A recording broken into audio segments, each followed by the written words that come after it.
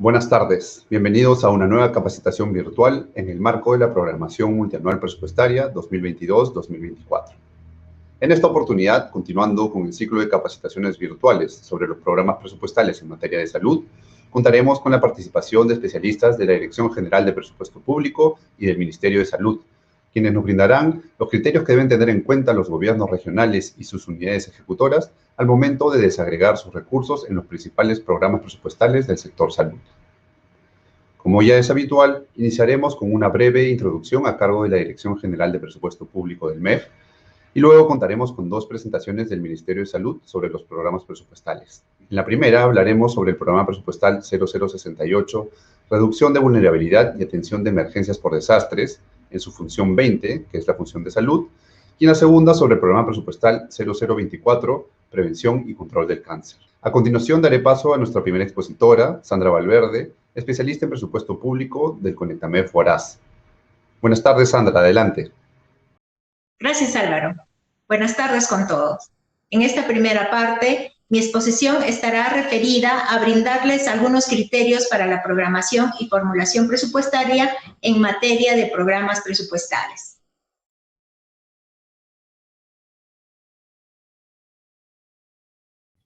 En esta presentación abordaremos 4 puntos claves antes de entrar a mayor detalle al programa presupuestal correspondiente al presente webinar. Primero, veremos el marco normativo que sustenta la programación de los programas presupuestales, así como las responsabilidades y recomendaciones para ello. Y finalmente, abordaremos de manera breve los hitos de la programación multianual 2022-2024 para conocer el panorama pendiente correspondiente a este proceso.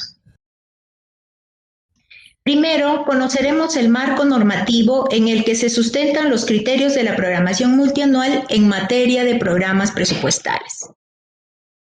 Respecto al marco normativo, en primer lugar tenemos la Directiva de Programación Multianual Presupuestaria y Formulación Presupuestaria, la cual se publicó el 6 de febrero y pueden ustedes consultarla en la página web del Ministerio de Economía y Finanzas. En este dispositivo, en el artículo 13, encontrarán lo correspondiente a la programación de los programas presupuestales. Asimismo, tenemos la Directiva para el diseño de los programas presupuestales en el marco del presupuesto por resultados, la cual contiene en su artículo 22 la relación del diseño de los programas presupuestales con las fases del proceso presupuestario. Finalmente, se tienen otras normas como el Decreto Legislativo 1440, que rige el Sistema Nacional de Presupuesto Público, la Ley General del Sistema Nacional de Presupuesto y el Decreto Legislativo 1436, que rige la Administración Financiera del Sector Público. En todas estas normativas se señala de manera general la importancia de contar con criterios para la programación presupuestal en materia de bienes y servicios. Ahora pasaremos al punto 2 para conocer las responsabilidades de los responsables de los programas presupuestales y sus productos.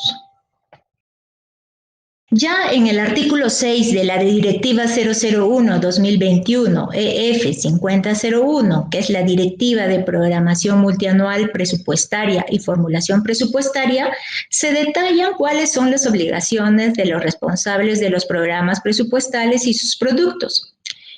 Entre las principales podemos citar a 3. Primero, es el encargado de coordinar con la Oficina de Presupuestos del Pliego y con las unidades orgánicas de otros pliegos que están encargados de la provisión de bienes y servicios vinculados al programa presupuestal. Segundo, también brinda asistencia técnica a los pliegos del Gobierno Nacional, los gobiernos regionales y los gobiernos locales sobre la adecuada programación multianual presupuestaria del gasto en los programas presupuestales que estos implementen, garantizando que los productos cumplan con los resultados esperados. Y tercero, asiste y coordina con el responsable del diseño y/o provisión del producto del programa presupuestal de los pliegos del Gobierno Nacional y los gobiernos regionales en el proceso de programación de las metas de indicadores de desempeño consistente con los recursos que se estima para el programa presupuestal. Ahora pasaremos al punto 3 para conocer algunas recomendaciones en el marco de la programación multianual de los programas presupuestales. Las recomendaciones principales para la programación multianual de los programas presupuestales se encuentran establecidos en la Directiva de Programación Multianual Presupuestaria y Formulación Presupuestaria, al igual que en la Directiva para el diseño de los programas presupuestales en el marco del presupuesto por resultados. Entre las principales podemos citar a las siguientes. La programación se debe realizar en base a las estructuras funcionales y programáticas correspondientes. Además, se deben incluir el financiamiento de los recursos humanos y materiales necesarios para la entrega de los productos. Igualmente, la inversión necesaria de acuerdo a las metas fijadas para estos indicadores. También se debe considerar la proyección de los indicadores de producción física de los productos. Todo ello de acuerdo a los modelos operacionales y la estimación de la capacidad de producción en relación a la población priorizada. Igualmente, se debe tener en cuenta los indicadores de producción física de las actividades, de tal manera que garanticen la provisión de los productos, así como el requerimiento de insumos, considerando aquellos como críticos de acuerdo a los criterios de programación que contemplan sus modelos operacionales. También se debe considerar los resultados de las evaluaciones independientes sobre la ejecución presupuestal. Igualmente, el alcance de metas y objetivos estratégicos que persiguen los programas presupuestales, así como el alcance de las metas y objetivos estratégicos establecidos mediante el uso de indicadores de desempeño y los resultados. También se debe priorizar aquellos productos que, de acuerdo con la teoría de cambio, tienen mayor eficacia, de modo que se logre una mayor optimización de los recursos. Ahora, pasemos al punto 4 para graficar el panorama general de la programación multianual. Como pueden observar, tenemos 5 grandes hitos en la programación multianual. Primero, la estimación de ingresos, que comprende la estimación de los flujos financieros y saldos de balance de fuentes de financiamiento distintas a recursos ordinarios. Esta actividad se realiza entre los meses de enero y febrero. Segundo, la estimación de la APM, mediante la cual se establece el límite máximo de los créditos presupuestarios que le corresponde a cada pliego de manera anual. Este proceso se desarrolla entre febrero e inicios de mayo y termina con la aprobación de la APM en Consejo de Ministros. Tercero, tenemos la programación y formulación presupuestaria que hemos descrito en las láminas anteriores, donde ya se desagregan estos recursos y esto lo realizamos entre los meses de mayo y julio. Hacia finales de este proceso se desarrollan las reuniones de sustentación, donde los pliegos presupuestarios pertenecientes al Gobierno Nacional y los gobiernos regionales deberán exponer su propuesta de formulación presupuestaria. Una vez culminada esta, el MEF elabora el proyecto de ley de presupuesto público y lo remite al Congreso. Así, finalmente, una vez en el Congreso, se realiza el debate del proyecto de ley y se aprueba la ley de presupuesto hasta el 30 de noviembre como máximo. Muchas gracias a todos por su atención. Será hasta una próxima oportunidad. Muchas gracias, Sandra. A continuación daré paso a nuestra siguiente expositora, Carmen Narro, médico especialista en gestión de salud del equipo técnico de la Unidad Funcional de Gestión de Programas Presupuestales de la Dirección General de Gestión de Riesgos de Desastres y Defensa Nacional de Salud del Ministerio de Salud. Buenas tardes, Carmen. Gracias, Álvaro. Reciban todos y cada uno de ustedes mi saludo cordial. A continuación, vamos a exponer acerca de los criterios de programación correspondientes al Programa Presupuestal 068, Programa de Reducción de la Vulnerabilidad y Atención de Emergencias por Desastres del Sector Salud. Pues bien, iniciamos la exposición mostrando el contenido que va a contener esta. Va a estar basada en 6 partes. La primera relacionada con el marco normativo, la segunda, los conceptos clave necesarios para entender el programa presupuestal 068, el tercero con la estructura funcional programática, el cuarto con los criterios de programación, el quinto con actividades de respuesta y el sexto con las carteras de servicios, y posteriormente pasaremos a responder las preguntas más comunes. El marco normativo vinculado al programa 068 está necesariamente vinculado con la Ley del Sistema Nacional de Gestión de Riesgos y Desastres y su reglamento. Asimismo, está vinculado con el Decreto Legislativo 1440 y la Ley del Sistema Nacional de Presupuesto Público, así como las leyes de presupuesto de los años fiscales vigentes. Para este año, la Ley 31084, que es la ley del año fiscal para el 2021. Asimismo, este programa presupuestal se enmarca y se vincula con la Política Nacional de Gestión de Riesgos y Desastres al 2050, que tiene un carácter multisectorial. Dentro de lo que es el sector salud netamente, existen normativas relacionadas también a los programas presupuestales, como la 311-2017. Esta resolución ministerial establece quiénes son los responsables técnicos de los programas presupuestales, y la resolución ministerial 309-2020, en la que se establecen los lineamientos para el fortalecimiento de salud, de las redes de salud y la oferta móvil frente al COVID-19. Asimismo, año a año se vienen desarrollando los contenidos mínimos del programa presupuestal. Es aquí en este documento donde se encuentran los modelos operacionales o las definiciones operacionales de las distintas actividades que forman parte de este programa presupuestal. Cabe resaltar que en el año 2020 se aprobó la nueva directiva para el diseño de programas presupuestales en el marco del presupuesto por resultados, al cual nos estamos adhiriendo paulatinamente. Estamos en un proceso de transición. Asimismo, tomamos en cuenta la Directiva 001-2021-EF, que es la Directiva de Programación Multianual Presupuestaria y Formulación Presupuestarias. ¿Cuáles son los conceptos claves necesarios para entender el programa presupuestal 068? Pues bien, el programa presupuestal 068, como lo mencioné, es el programa de reducción de la vulnerabilidad y atención de emergencias por desastres, conocido también como PREVAED. Es un programa presupuestal multisectorial, es decir, no solo el sector salud lo tienen también muchos otros sectores, así como el gobierno nacional, gobiernos regionales y gobiernos locales. Este programa presupuestal está bajo la rectoría de la Presidencia del Consejo de Ministros. ¿Y qué es lo que se busca con este programa presupuestal?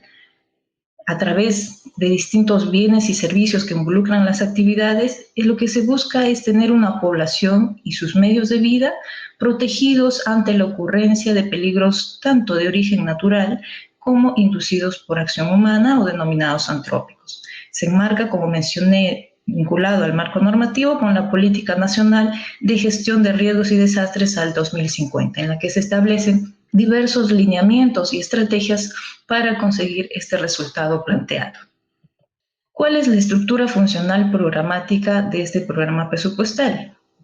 Su organización está vinculada con acciones comunes, con 3 actividades inmersas, 4 productos, y cada uno de estos productos conformado con sus respectivas actividades. Existe la particularidad, y es necesario mencionarlo, pese a que no ingresa dentro de los criterios de programación, una actividad denominada atención de actividades de emergencia.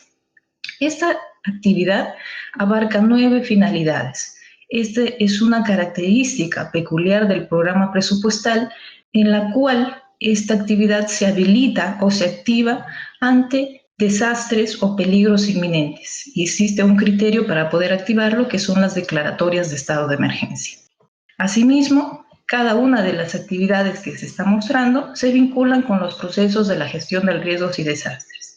Esta descripción de los procesos se encuentra tanto en la Ley 29664 como en el reglamento de la Ley de la Gestión de Riesgos y Desastres.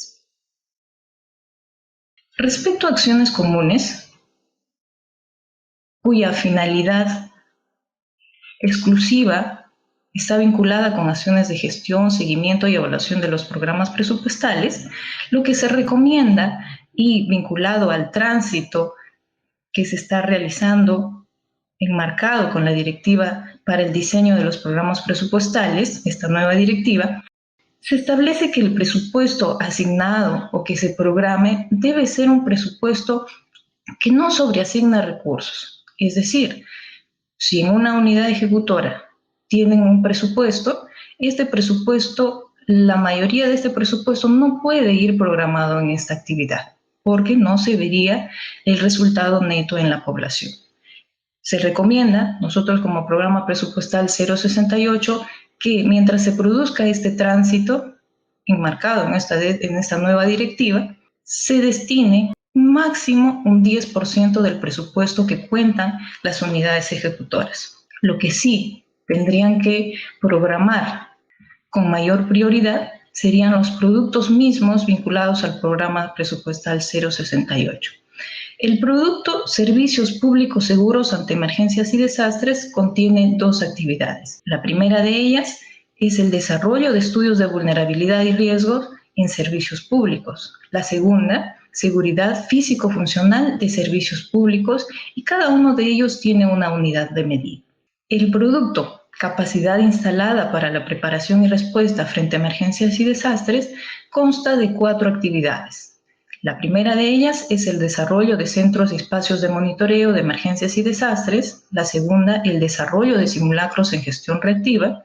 La tercera, administración y almacenamiento de infraestructura móvil para la asistencia frente a emergencias y desastres.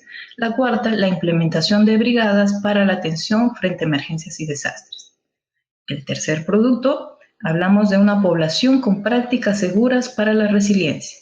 Tiene una actividad que es la organización y entrenamiento de comunidades en habilidades frente al riesgo de desastres. El otro producto es el producto de personas con formación y conocimiento en gestión de riesgos y desastres y adaptación al cambio climático, con una actividad denominada formación y capacitación en materia de gestión de riesgos de desastres y adaptación al cambio climático. A continuación, lo detallamos con mayor claridad. Como mencioné, esto tiene que ser programado con mayor prioridad a comparación de lo que se plantea en acciones comunes. En acciones comunes tenemos 3 actividades: asistencia técnica y acompañamiento en gestión de riesgos y desastres, monitoreo, supervisión y evaluación de productos y actividades de gestión de riesgos y desastres, y el desarrollo de instrumentos estratégicos para la gestión de riesgos y desastres. Las 2 primeras actividades está dirigida a aquellas unidades ejecutoras que son DIRIS, DIRESAS, GERESAS, DIRIS, DISAS, con una programación mínima de 12 informes técnicos de las acciones vinculadas, tanto en asistencia técnica como en la parte de monitoreo. En la parte de monitoreo, para lo que son redes de salud, se sugiere una programación de 4 informes como mínimo. En la actividad de desarrollo de instrumentos estratégicos para la gestión de riesgos de desastres, al estar vinculada con la elaboración de documentos normativos, lineamientos, guías, planes específicos como planes de respuesta hospitalaria, plan de operaciones de emergencia, planes de contingencia y otros, se sugiere que no solamente DIRAS, GERESAS, DIRIS, sino también hospitales e institutos que sean unidades ejecutoras puedan programarse en esta actividad. La sugerencia es que se programen con 8 documentos normativos aprobados con resolución directoral o resolución jefatural como mínimo. Lo ideal es que no se programe más del 10% del presupuesto total que disponen para este programa presupuestal 068. Se ha visto que se programan bastante presupuesto en viáticos, pasajes, seminarios, talleres, y al final el resultado vinculado a la población no es evidente. Netamente hablando de los productos, el producto de capacidad instalada para la preparación y respuesta frente a emergencias y desastres tiene 4 actividades. Entonces, ¿cómo es que yo logro tener una capacidad instalada que me permita estar preparado? Y en el momento que surge un desastre, un peligro inminente, ¿cómo yo voy a responder frente a estos? Entonces, yo tengo la posibilidad de programarme en 4 actividades.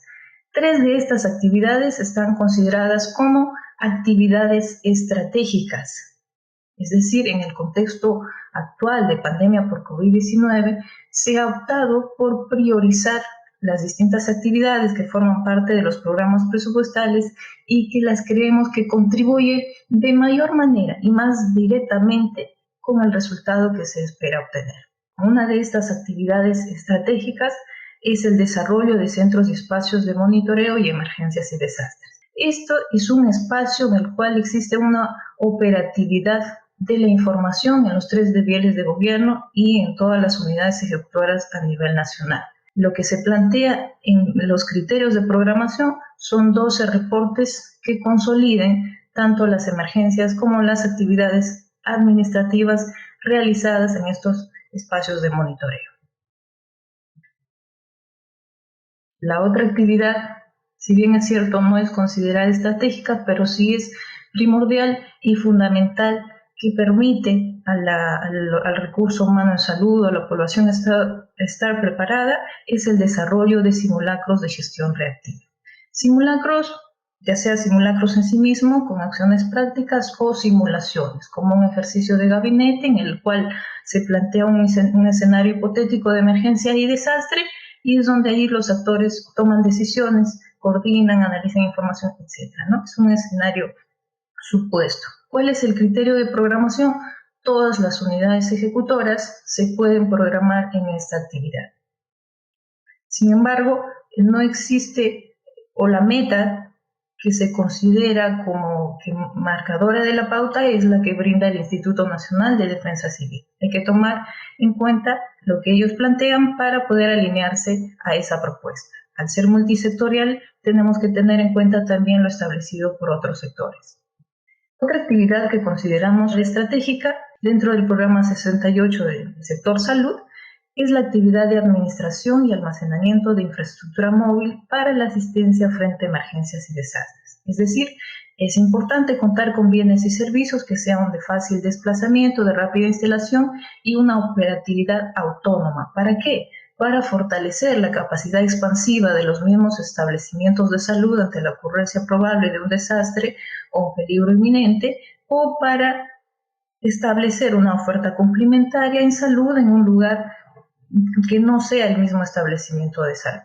¿Quiénes se programan? Se pueden programar todas las unidades ejecutoras a nivel nacional y regional, y lo ideal es que quienes son DIRIS, DIRESAS, GERESAS, DISAS, se programen al menos una infraestructura móvil especializada. Es decir, dentro de la caracterización de infraestructuras móviles, nosotros tenemos infraestructuras móviles básicas, infraestructuras móviles especializadas. Lo ideal, como autoridades regionales en salud o como DIRIS, es tener una infraestructura móvil especializada que pueda garantizar esta capacidad expansiva o esta oferta complementaria en la jurisdicción que ellos encuentran.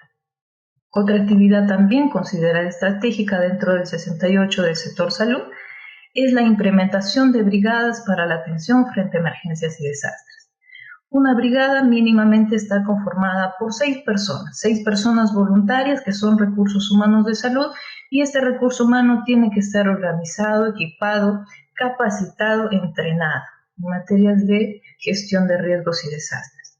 ¿Para qué? Para que permita fortalecer esta capacidad instalada de preparación y respuesta frente a emergencias y desastres. ¿Quiénes se pueden programar? Se pueden programar todas las unidades ejecutoras, con la salvedad de que quienes sean DIRESAS, GERESAS, DISAS, DIRIS, a la vez que forman brigadistas, también formen instructores de brigadistas. Esa es la salvedad. Ya tomando en cuenta otro producto no considerado como actividad estratégica, pero no menos importante, es el producto de personas con formación y conocimiento en gestión de riesgo de desastres y adaptación al cambio climático. La actividad vinculada con este producto es la actividad denominada formación y capacitación en materia de gestión de riesgos y desastres y adaptación al cambio climático.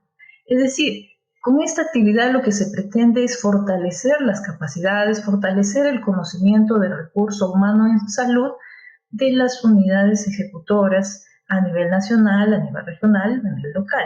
Los criterios de programación es la consideración de la totalidad de servidores de servicios públicos. Entonces, lo ideal cuando vayan a programarse en esta actividad es considerar la totalidad del recurso humano que trabaja en las unidades ejecutoras, los servidores públicos.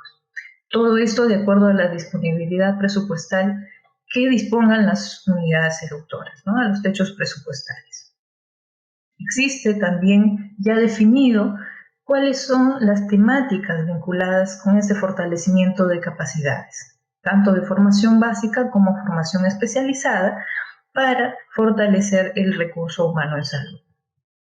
Otro producto, no menos importante tampoco, es el de población con prácticas seguras para la resiliencia. La actividad vinculada es la organización y entrenamiento de comunidades en habilidades frente a riesgos y desastres.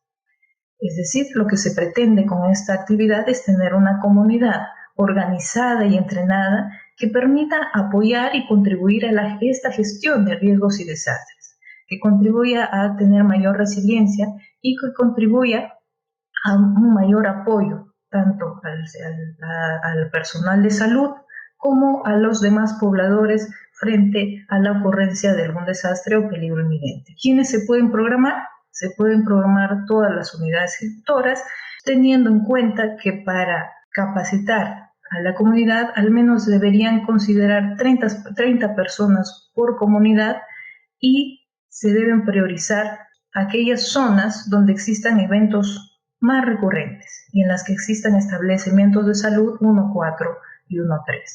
Cabe resaltar, tanto en esta actividad de organización y entrenamiento de comunidades y habilidades frente a riesgos y desastres, así como en la actividad de la diapositiva anterior, que es formación y capacitación en materia de gestión de riesgos y desastres y adaptación al cambio climático, debe existir por parte de las unidades ejecutoras un registro adecuado en una base de datos que evidencie que se está realizando esta actividad de una manera oportuna, donde se evidencie que realmente el recurso humano en salud se está capacitando.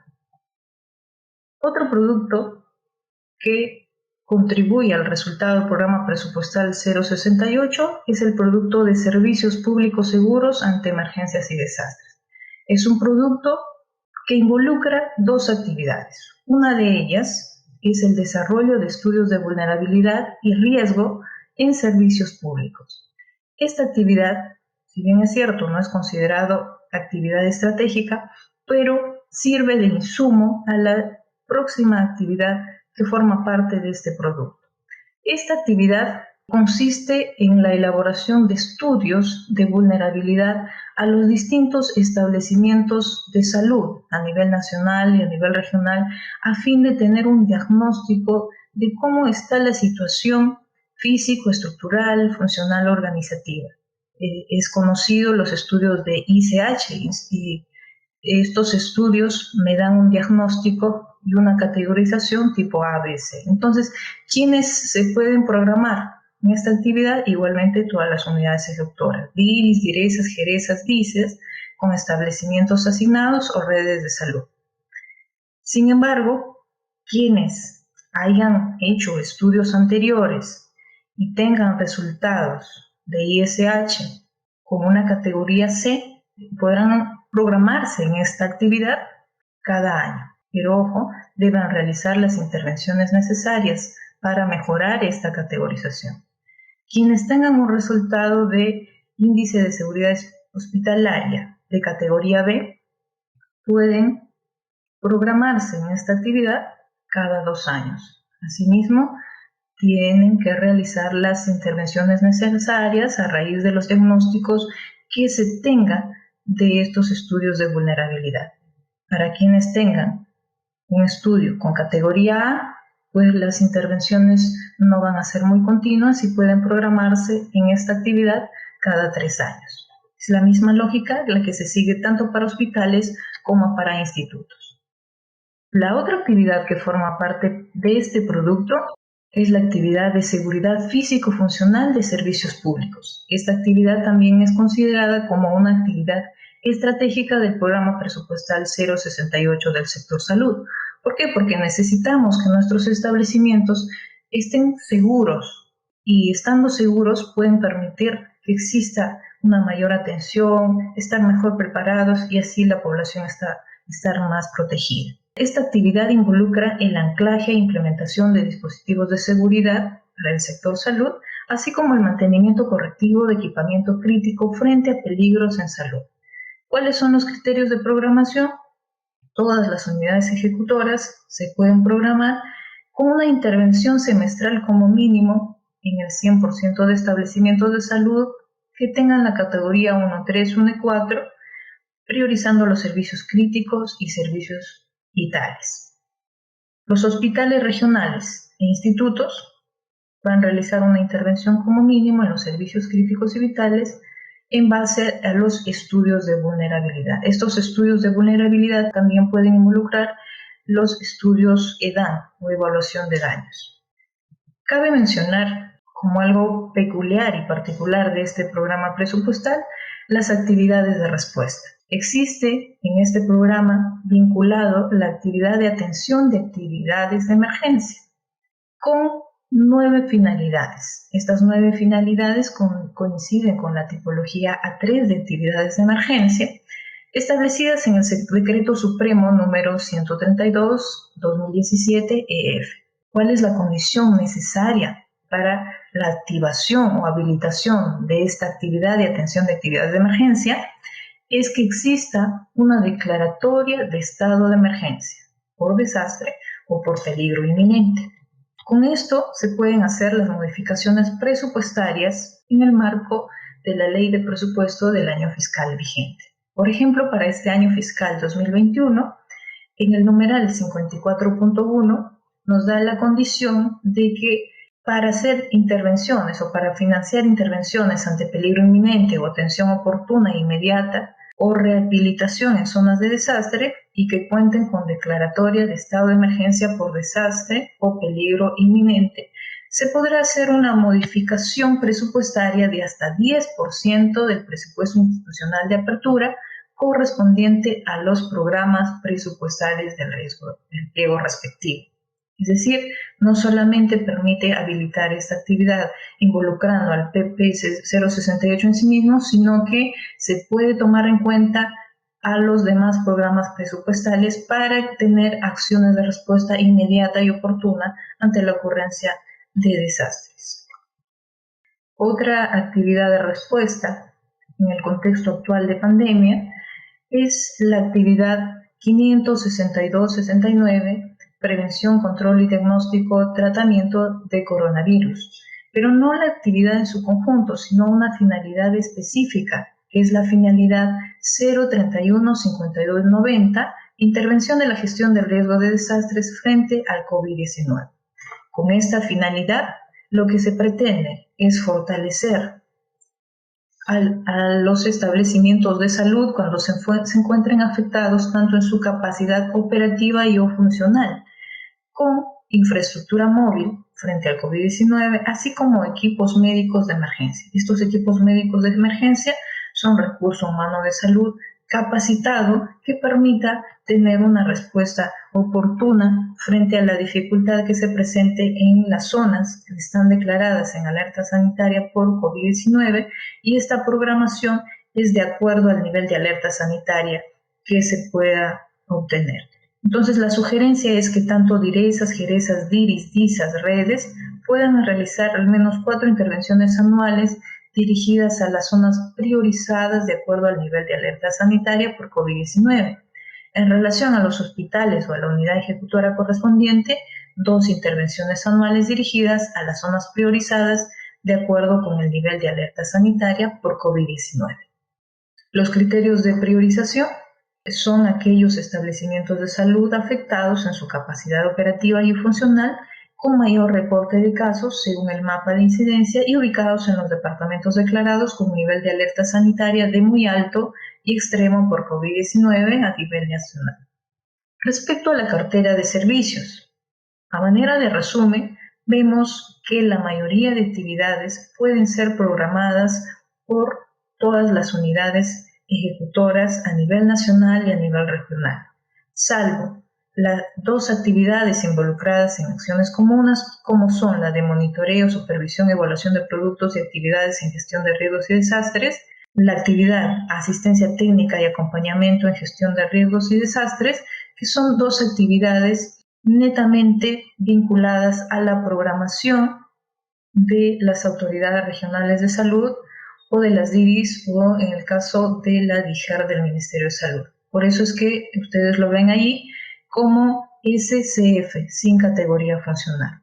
Por lo demás, tenemos hospitales, institutos, DIRIS, DIRESAS, GDESAS que pueden programarse las distintas actividades que forman parte del programa presupuestal 068. Ahora pasamos a la sección de preguntas y respuestas. Primera pregunta. Con respecto a la actividad 561.44, atención de actividades de emergencia, ¿se realiza su programación de manera inicial? No. Como lo mencionamos, es una excepción del programa presupuestal 068. No se programa inicialmente. Se habilita y se activa ante un estado de emergencia con declaratoria de estado de emergencia ante un peligro inminente o desastre.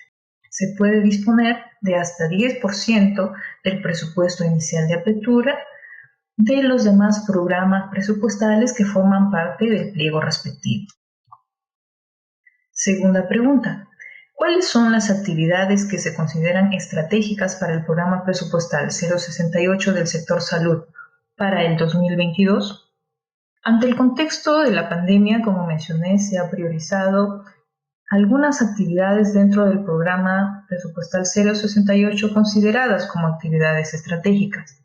Una de ellas es la actividad de seguridad físico-funcional de servicios públicos. Necesitamos que nuestros establecimientos de salud estén fortalecidos para que permitan tener una atención adecuada y oportuna.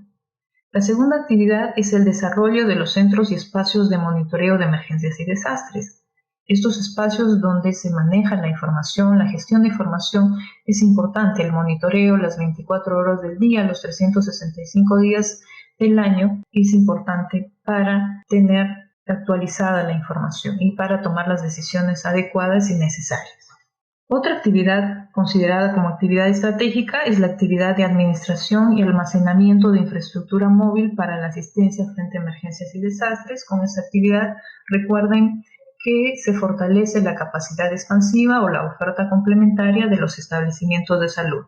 Y otra actividad considerada estratégica también es la implementación de brigadas para la atención frente a las emergencias y desastres, es decir, la capacitación y entrenamiento de estos grupos humanos que permitan tener una respuesta inicial o brindar atención, ya sea inicial, especializada, de acuerdo a sus capacidades, es lo que va a permitir tener una capacidad instalada, unas actividades de respuesta oportunas y fortalecer así el programa presupuestal y tener una respuesta adecuada vinculada a la población. La tercera pregunta, respecto al recurso humano del PP 068 bajo la modalidad CAS, ¿es necesario su registro en el aplicativo AIRS? Sí, el registro de información en el aplicativo AIR es de cumplimiento obligatorio, ya que sirven de base para las fases de programación, formulación, ejecución y evaluación del proceso presupuestario. Hasta aquí es la exposición el día de hoy. Gracias, Álvaro. Les agradezco a todos y cada uno de ustedes por la atención prestada y será hasta otra oportunidad. Muchas gracias. Muchas gracias por tu presentación, Carmen. A continuación, daré paso a nuestro siguiente expositor, Víctor Palacios, director ejecutivo de la Dirección de Prevención y Control de Cáncer de la Dirección General de Intervenciones Estratégicas en Salud Pública del MINSA. Adelante, Víctor. Gracias, Álvaro. Muy buenas tardes con todos. El día de hoy vamos a conversar sobre los criterios de programación del Programa Presupuestal 0024 de Prevención y Control del Cáncer.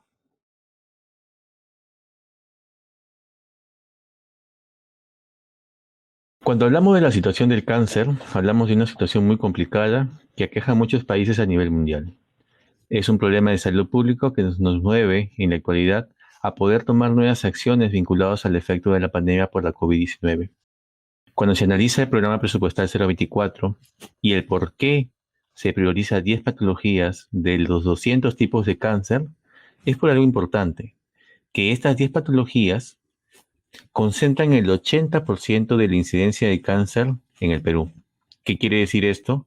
Que si yo quiero lograr resultados de salud pública, yo tengo que abordar estas 10 patologías, dado que la gran proporción de pacientes van a ser beneficiados por estas intervenciones. Y ante la pregunta es, ¿cómo es que la pandemia por la COVID-19 está generando efectos en el sistema de salud a nivel mundial? Es con respecto a una mayor tasa de mortalidad por cáncer. ¿Cuál es el efecto que se desarrolló a corto plazo? Uno de los efectos más importantes ha sido la inmovilización que se indicó a inicios de la pandemia, lo cual generó un problema de acceso oportuno al tratamiento oncológico. Entonces, ¿quiénes fueron los que al final se afectaron más? Fueron aquellos pacientes que padecían una enfermedad avanzada y que lamentablemente no pudieron tener acceso a un tratamiento de forma oportuna, ya sea esto quimioterapia, tratamiento quirúrgico o radioterapia. Y por otro lado está el hecho que hay patologías oncológicas que tienen un crecimiento tumoral que se considera como logarítmico. Dentro de esto, los más importantes son las leucemias y linfomas. Es por tal motivo que cuando observamos la base de datos de SINADEF, podemos observar que existe un exceso de mortalidad importante. El efecto a mediano y largo plazo se vincula al incremento de casos en estadios avanzados, dado que hemos tenido una disminución importante en relación a las coberturas de tamizaje de cáncer, es decir, el hecho de buscar de forma activa detectar el cáncer en estadios tempranos o como lesiones premalignas genera que a mediano y largo plazo tengamos una mayor proporción de casos en estadios avanzados. Esta proporción de casos en estadios avanzados se va a asociar a un mayor número de recaídas y por ende a mayor número de pacientes con enfermedad metastásica y por ello la mortalidad. Entonces, en ese escenario tenemos un efecto en mortalidad a corto y largo plazo que tenemos que considerar. Si observamos la data SINADEF, como les decía mención, vamos a observar que la mortalidad por cáncer en el año 2020 llegó a tener un exceso de muertes por cáncer de cerca de 11.000 nuevas muertes adicionales a lo esperado. Quiere decir que a las 34.000 pacientes que se esperaba que murieran en un año se les ha sumado 11.000 muertes. Y esto ha generado que para el 2021, a esta progresión y con la condición de la situación actual de la pandemia, nos está llevando que para el 2021 se estime una proyección de mortalidad por cáncer que bordea los 50.000 muertes por cáncer. Ahora, cuando uno evalúa el contexto de la pandemia a nivel mundial, observamos que diversos países han generado muchas acciones vinculadas a poder paliar esta situación. Sin embargo, en la actualidad, la razón de letalidad por cáncer, es decir, la proporción de casos que mueren después de ser diagnosticados en el Perú, llega al 70%. ¿Cómo se traduce esto en términos simples? De cada 10 pacientes diagnosticados de cáncer en la actualidad, 7 se van a morir por cáncer. Es una situación que, como lo pueden observar en el gráfico de la derecha, se da cuenta que esta razón de letalidad, este efecto en la salud pública, va a continuar hasta el 2040. Entonces, urge poder mejorar las intervenciones de salud pública vinculados a la prevención y control del cáncer y, sobre todo, hacer una muy buena programación y hacer un uso eficiente de los recursos, es decir, velar porque se llegue a tener una calidad de gasto. Y si nosotros nos damos cuenta de la evolución del programa presupuestal, ¿no?, observamos que existe una progresión en términos del presupuesto institucional modificado que tiene un mayor crecimiento en el año 2018. Y esto se debe particularmente por dos efectos. Por un lado está la construcción de la torre oncológica del INEM y por otro lado está tener un presupuesto que se desarrolló previamente en el año 2017 para poder asegurar los recursos estratégicos para la prevención y control del cáncer, que es parte de la parte normativa que voy a comentar. Acá se logró un presupuesto adicional en cercano a 150 millones que permitió tener un abastecimiento continuo, es decir, un suministro de medicamentos oncológicos como nunca antes se logró desde que inició el Plan Esperanza, que es bien conocido por ustedes. Desde el punto de vista de contenido, vamos a hablar del marco legal, el marco normativo que se ha desarrollado, cuál es el objetivo del programa presupuestal 024, cómo se distribuye el financiamiento, los productos del programa presupuestal y los criterios de programación. Eso es lo que estamos conversando en la actualidad. Con respecto al marco legal, hablamos que tenemos una ley importante que es la 28343, que es la que declara de interés y necesidad pública la descentralización de los servicios médicos oncológicos. Qué interesante. A esto se suma la reciente, el año pasado ha sido aprobada esta ley, la Ley de Urgencia Médica para la Detección Oportuna y Atención Integral del Cáncer del Niño y Adolescente. Asimismo, el Decreto Supremo 009-2012 SA, en el cual se declara de interés nacional la atención integral del cáncer y el mejoramiento del acceso a los servicios oncológicos en el Perú, denominado Plan Esperanza, que es conocido por ustedes.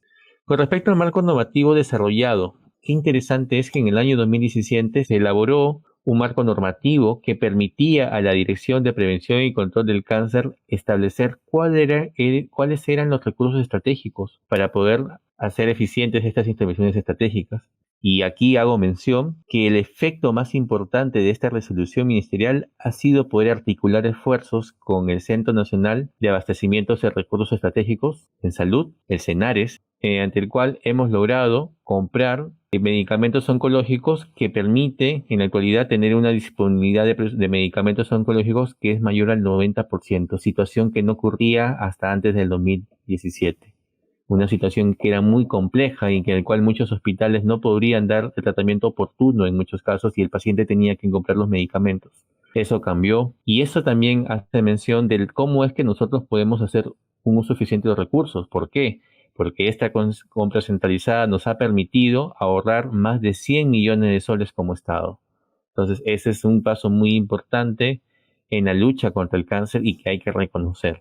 Por otro lado, tenemos una directiva sanitaria de prevención del cáncer del cuello uterino y hago mención esto porque a través de lo que se logró con los medicamentos oncológicos, se incorpora dentro de esta estrategia la compra o adquisición de un dispositivo médico o una prueba diagnóstica como es la denominada prueba molecular para la detección del virus de papiloma humano de los genotipos oncogénicos. ¿Qué quiere decir esto? Que en la actualidad, en poco tiempo, vamos a tener una implementación nacional del tamizaje de cáncer de cuello uterino con una nueva tecnología, la mejor tecnología que podemos tener para la detección de una lesión premaligna de cuello uterino, y esto totalmente gratuito.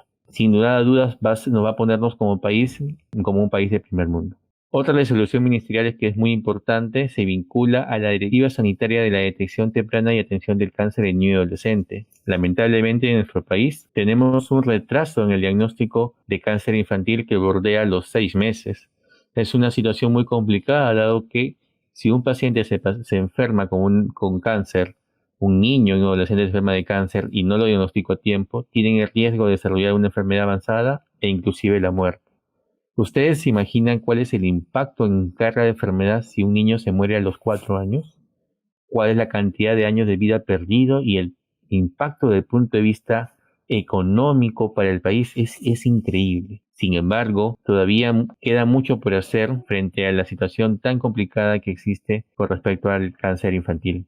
Otra resolución ministerial que se vincula a esta directiva sanitaria es la directiva que crea la organización de los procesos para atención especializada de oncohematología pediátrica, en el cual define qué tipo de servicios de oncohematología pediátrica podemos desarrollar en el Perú. Y existen dos, el tipo 1 y el tipo 2, que se vincula directamente a la capacidad resolutiva que existen a nivel hospitalario. Y por último, que fue parte de un trabajo muy intenso con la creación de una comisión sectorial para actualizar el Plan Esperanza, se elaboró el Plan Nacional de Cuidados Integrales de Cáncer. Plan Nacional de Cuidados Integrales del Cáncer que tiene 9 objetivos estratégicos y que es muy ambicioso. Si nosotros lo revisamos y que tienen toda la obligación de leerlos, tiene lo mejor que puede tener un plan de cáncer y fue tomado del plan de cáncer de Francia, del plan de cáncer de España y el plan de cáncer de Argentina. Técnicamente ha sido muy ambicioso y yo creo que lo que estamos haciendo hoy día va a ayudar mucho a poder entender por qué hacemos las cosas y cómo se vincula lo que hacemos en el programa presupuestal al Plan Nacional de Cuidados Integrales del Cáncer. Y una de las cosas que uno tiene que comprender es cuál es el objetivo del programa presupuestal. El problema específico, si lo analizamos, es tener una elevada morbilidad y mortalidad por cáncer. Entonces, el resultado específico es disminuir esa morbilidad y mortalidad por cáncer en la población peruana. La población objetivo son 33.770.000 personas, ¿no? considerando que tenemos una tasa de crecimiento poblacional, que eso hace que la incidencia de cáncer se incremente año a año. Por eso se espera, por ejemplo, que si en la actualidad tenemos cerca de 70.000 nuevos casos de cáncer al año, para el año 2040 ese número en valores absolutos llega a ser cercanos a 130.000 nuevos casos de cáncer en el Perú. La programación de productos de prevención y control del cáncer. Bueno, tenemos aquí el listado de productos que se desarrollan dentro del programa presupuestal y yo quiero que comprendan que el primero, y es uno de los que se vincula a acciones que vamos a describir, son las de acciones comunes, ¿no? El segundo se vincula a mujeres tamizadas en cáncer de cuello uterino. El siguiente, familias saludables con conocimiento de la prevención del cáncer, sobre todo los prioritarios, ¿no? Cáncer de cuello uterino, cáncer de mama, cáncer de estómago, próstata, pulmón, colon recto, hígado, leucemia, linfoma, piel y otros. Y cuando analizamos cuáles son las patologías priorizadas, pues las patologías priorizadas son cáncer de cuello uterino, cáncer de mama, cáncer de estómago, cáncer de próstata, cáncer de pulmón, colon recto, hígado, leucemia, linfoma, cáncer de piel, no melanoma. A este grupo de 10 patologías priorizadas se le brinda el diagnóstico y tratamiento. Otra cosa importante a considerar es que dentro del programa presupuestal también tenemos un producto que es niña protegida con vacuna VPH. Y es muy interesante porque hablamos de niña protegida. Vamos a ver que desde el punto de vista de protección, niña protegida es tener una niña que reciba 2 dosis de la vacuna contra VPH. Otro aspecto importante son la persona con consejería para la prevención y control del cáncer, una mujer tamizada para cáncer de mama, una mujer tamizada para otros tipos de cáncer prevalentes. Lo que se agregó posteriormente en los últimos años ha sido una persona atendida con cuidados paliativos. Cuando hablamos de acciones comunes tenemos 2 actividades. La primera actividad se vincula al monitoreo, supervisión y evaluación del control y la prevención del cáncer. La otra actividad se vincula al desarrollo de normas y guías técnicas en prevención y control del cáncer. Entonces vamos con el primero.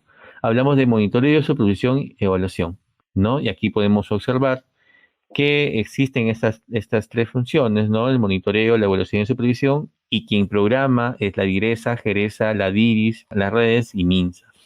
Cuando hablamos de productos acciones comunes y observamos el subproducto evaluación de diagnóstico especializado, nos estamos enfocando al proceso mediante el cual se realiza la evaluación de la calidad en la ejecución de los métodos y los resultados obtenidos en términos de concordancia y reproducibilidad por los laboratorios referenciales nacionales, regionales y locales. ¿Ok? Entonces estamos hablando de funciones en las cuales tiene que programar el Instituto Nacional de Salud. Cuando hablamos de la segunda actividad del producto de acciones comunes, estamos hablando del desarrollo de normas y guías técnicas en prevención y control del cáncer. Aquí vamos a observar que tenemos 2 subproductos, ¿no? Por un lado está el desarrollo de normas, guías técnicas de prevención y control del cáncer y por otro está la implementación de los documentos normativos. En el primer caso, lo programa solo el Ministerio de Salud, ¿no? Y programa el número de documentos normativos que tiene previsto formular y aprobar. En los últimos años, la Dirección de Prevención y Control del Cáncer ha formulado diferentes documentos normativos, ¿no? Y que en resumidas cuentas, pues como ustedes saben, pasan por un proceso metodológico que lamentablemente hace un poco lento digamos, el desarrollo de las mismas, pero sin embargo se ha estado trabajando como antes no se había trabajado, ¿no? Pero sin embargo, un punto importante es la implementación. Y aquí tenemos que quien programa la implementación de estos documentos normativos, técnicos normativos, son las DIRESAS, las GERESAS, las DIRIS, redes que son unidades ejecutoras y MINSA.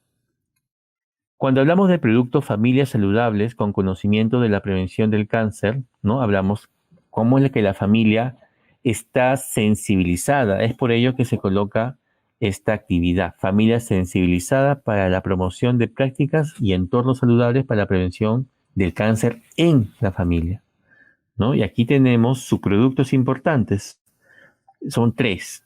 El primer subproducto son los funcionarios municipales sensibilizados. Nosotros tenemos una autoridad local que ustedes saben que tiene que articular con el establecimiento de salud, ¿no? Y por ese motivo el criterio de programación se enfoca en quienes programan en aquellos que tienen un establecimiento de salud de primer y segundo nivel de atención con población adscrita, y se programará como mínimo un funcionario de cada municipio de la jurisdicción del establecimiento de salud. En cambio, cuando vemos el siguiente subproducto, hablamos de docente, capacitado para la promoción de prácticas y entornos saludables para la prevención y control del cáncer. Entonces, la idea es desarrollar el conjunto de actividades que permita, ¿no?, que este personal de salud capacitado oriente, ¿no?, se oriente sus esfuerzos a fortalecer las capacidades del docente y ésta, en su actividad en una institución educativa, pueda transmitir para crear un entorno saludable para la prevención y control del cáncer, ¿no? Aquí estamos observando que programan el establecimiento de salud de primer y segundo nivel de atención con población adscrita y se define el 10% de docentes de la institución educativa básica regular pública. El siguiente subproducto es familia sensibilizada para la promoción de prácticas y entornos saludables para la prevención del cáncer.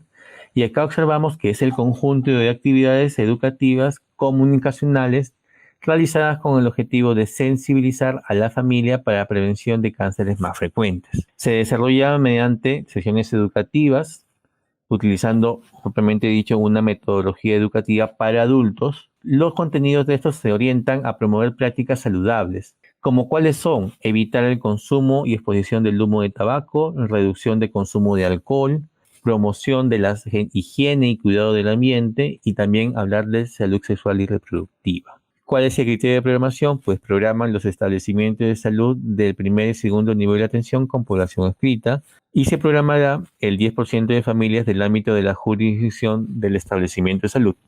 Otro producto importante es Niña Protegida con vacuna contra el virus de papiloma humano, y el nombre de actividad es proteger a la niña con aplicación de la vacuna VPH. ¿Y cuál es la unidad de medida? Niña protegida. Y acá hay un tema muy importante. Tenemos coberturas que por efecto de la pandemia han sido muy afectadas. Estamos hablando que en el año 2020 todo lo que se avanzó en el año 2017, 18 y 19 lamentablemente retrocedió y las coberturas han llegado cercanas al 20%. Por ese motivo, a través de esta conversación que podemos tener, les pido y deseo que se tomen las acciones del caso para mejorar las coberturas, porque la trascendencia de esto radica en que nosotros incrementamos las coberturas de vacunación contra el virus de papiloma humano y podemos disminuir en la tasa de incidencia de cáncer de cuello uterino y por ende lograr la erradicación del cáncer de cuello uterino en Perú, ¿no? Si observamos cuál es el subproducto, pues proteger a la niña con aplicación de la vacuna contra el VPH, la atención que incluye la administración de 2 dosis de la vacuna contra el VPH, ¿no?, a niñas y adolescentes de quinto grado de primaria de escuelas públicas y privadas, quienes programan establecimiento de salud del primer nivel de atención y del segundo nivel con población asignada. 10% adicional al número de niñas protegidas el año anterior a la programación. Cuando hablamos de prevención secundaria en cáncer, hablamos de una de las actividades más importantes, que es el tamizaje de cáncer de cuello uterino, ¿no? Por ese motivo, el producto tamizaje de cáncer de cuello uterino tiene 3 componentes, 3 actividades, que es el tamizaje con Papa Nicolau para la detección de cáncer de cuello uterino, el tamizaje con la inspección visual con ácido acético y la detección molecular del virus de papiloma humano. Estas 3 son muy importantes y van a ser desarrolladas considerando un grupo etario. Quiero que consideren con detenimiento cómo es que el tamizaje de Papa Nicolau aborda una población femenina que abarca los 25 a 64 años. Cuando observamos que el tamizaje de cáncer de cuello uterino se puede llevar a cabo con el Papa Nicolau, también tenemos otras opciones, como es la inspección visual con ácido acético y la detección molecular del virus de papiloma humano. Pero a diferencia de lo que ocurre con la citología cérvico-vaginal, el Papa Nicolau, estas 2 intervenciones, el IVA y la detección molecular del virus de papiloma humano, se centra en una población femenina que está entre los 30 a 49 años. ¿Qué quiere decir esto? Y hay muchas preguntas. ¿Por qué motivo yo intervengo a este grupo etario entre 30 a 49 años? La respuesta es la siguiente. En este grupo etario de 30 a 49 años, las mujeres, si son portadoras del virus de papiloma humano, este virus puede progresar a desarrollar una lesión premaligna que se denomina NIC2. el NIC2 persistente, es decir, la persistencia de esta lesión premaligna que no es tratado a tiempo podría terminar en un cáncer de cuello uterino. Entonces, cuando hablamos de esa lesión premaligna que se puede detectar mediante estas pruebas de tamizaje, nos lleva a otro punto importante, que es cómo manejo la lesión premaligna. Y en ese sentido, hay dos formas de poder atender esta lesión premaligna, ya sea mediante un tratamiento ablativo, como puede ser la crioterapia o la termocoagulación, o por otro lado, una lesión premaligna que puede ser manejado con un tratamiento excisional, que en muchos casos es conocido como el cono frío. Para que ustedes tengan conocimiento, cómo es que se programa, y se programa el 10% adicional al número de mujeres tratadas con tratamiento ablativo, como les hice mención, ya sea mediante un mecanismo de congelación de calor, es decir, crioterapia o termocoagulación. Y en el caso de los pacientes que son manejadas por tratamiento quirúrgico, ¿no? Un tratamiento excisional, tenemos dos procedimientos como es la conización o procedimientos excisional por electroquirúrgico con ASA, también conocido como LIP. Y en términos simples, el cono LIP. Cuando hablamos de mujer tamizada en cáncer de mama, hablamos de dos actividades. Por un lado, el tamizaje de cáncer de mama mediante el examen clínico de mama, ¿no? Realizado por un profesional de la salud, y por otro lado, que es el gold estándar mundial, que es la mamografía bilateral para la detección de cáncer de mama. Sin embargo, tengo que hacer mención que esta última, el tamizaje de cáncer de mama con mamografía, es uno de los problemas más grandes que tiene el país, dado que teniendo mamógrafos, estos no son utilizados en la medida que corresponde, observando que solamente se usa el 10% de su capacidad real. ¿Y cuál es el motivo? Lamentablemente, el acceso geográfico hace que eso sea una restricción, y esto es muy marcado en la pandemia. Por tal motivo, se están trabajando diversas intervenciones para poder acercar estos mamógrafos a las mujeres. ¿Cuál es la programación? En este caso, hablamos sobre el examen clínico de mamas, es el 20% de la población femenina de entre 40 a 69 años. Y en el caso de mamografía bilateral para detección de cáncer de mama, estamos hablando de la programación. Y acá lo que se plantea es que se programe 15 mamografías por turno, ¿no? Por 20 turnos al mes, por 11 meses, debiendo realizar un mínimo por mamógrafo de 3.300 mamografías cuando tengo un equipo operativo.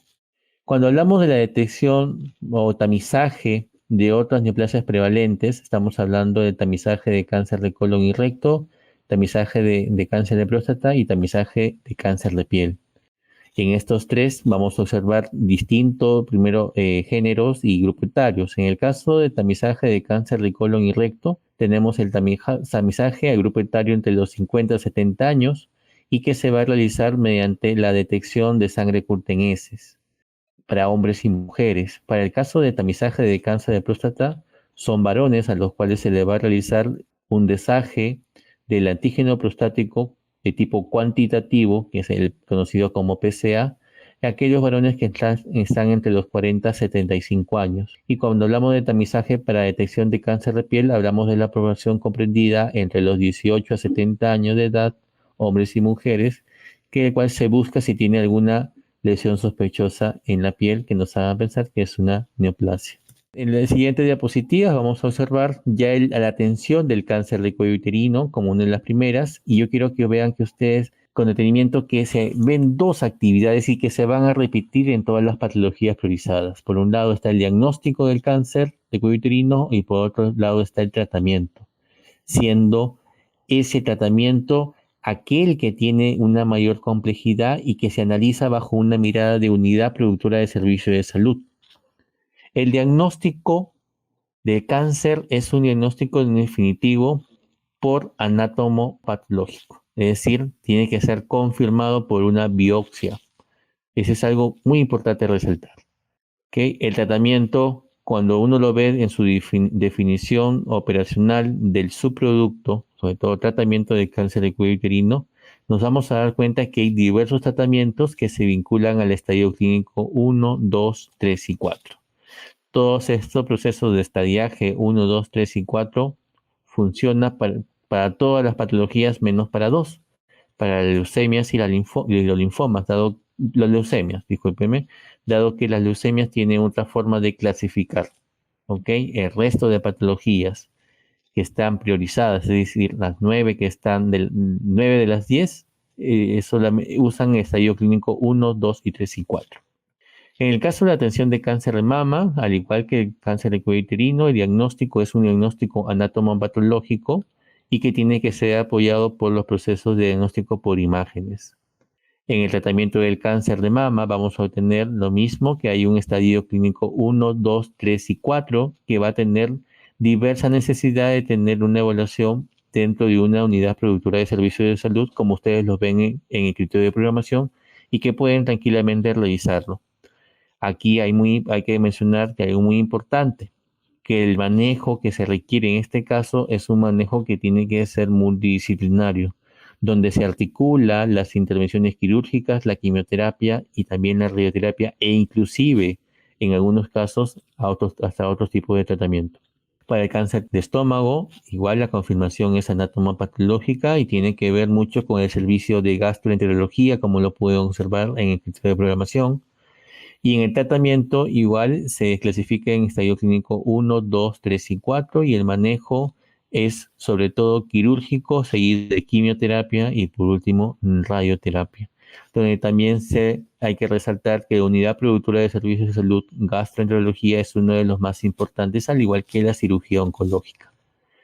Para el cáncer de próstata, igual se necesita un apoyo diagnóstico por imágenes y también confirmación anatomopatológica, ¿no?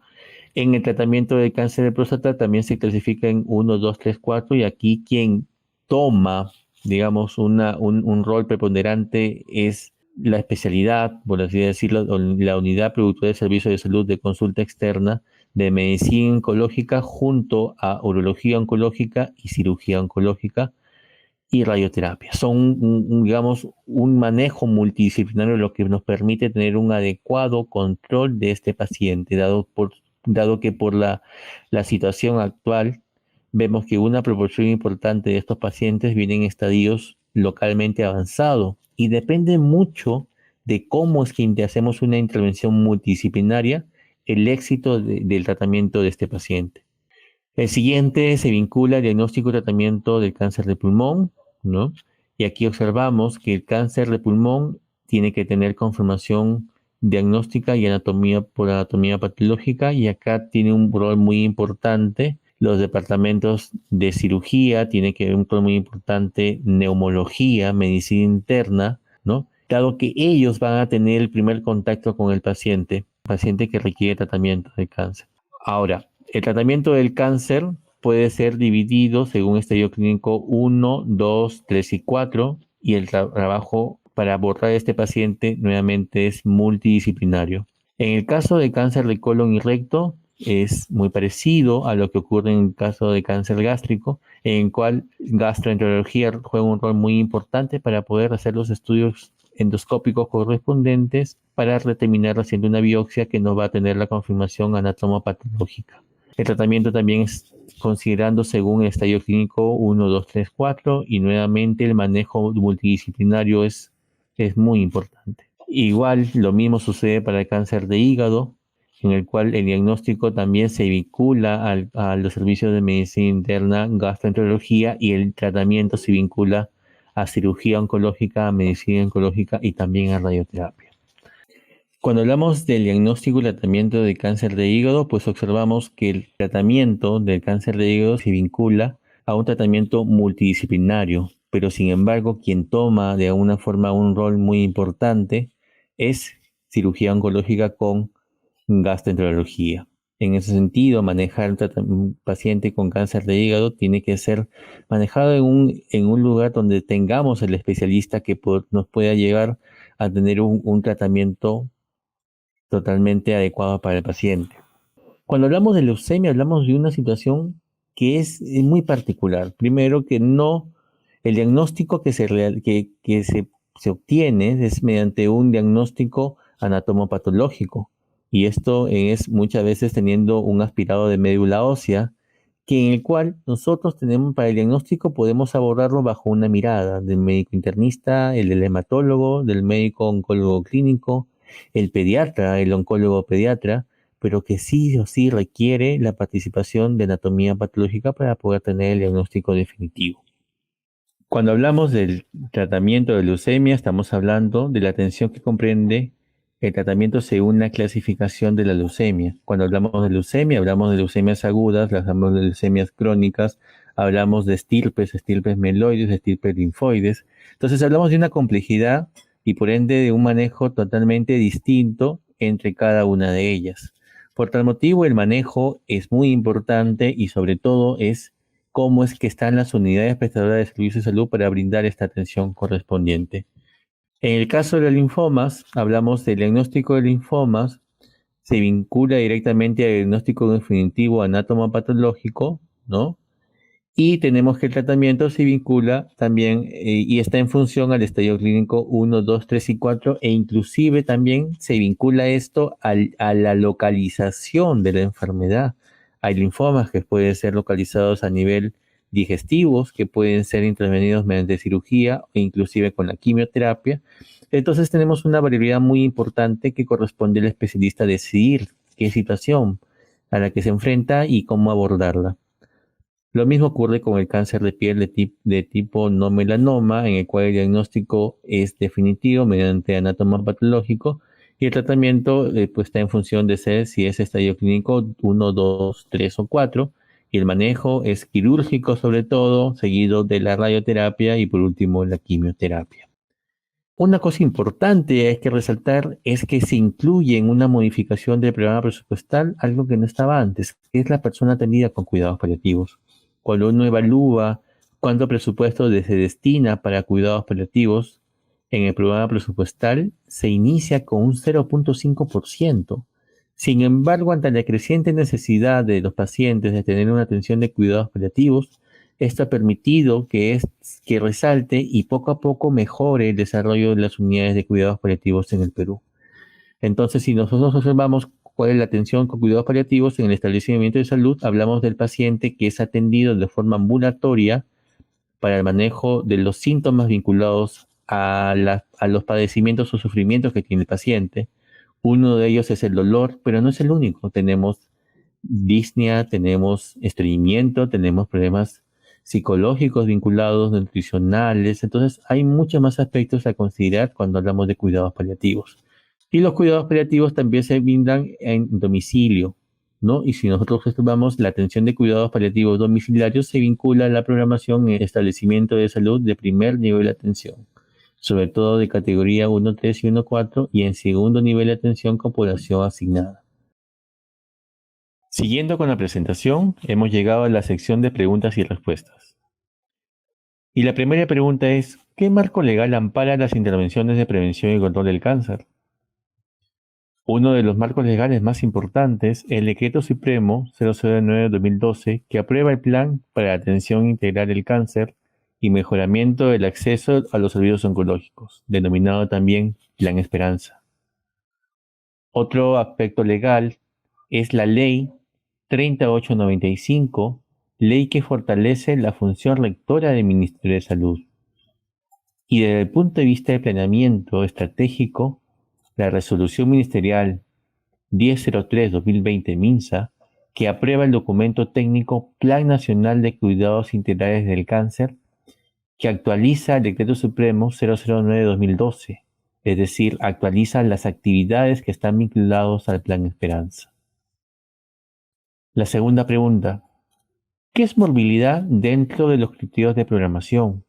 ¿Y cuál es la fuente de información?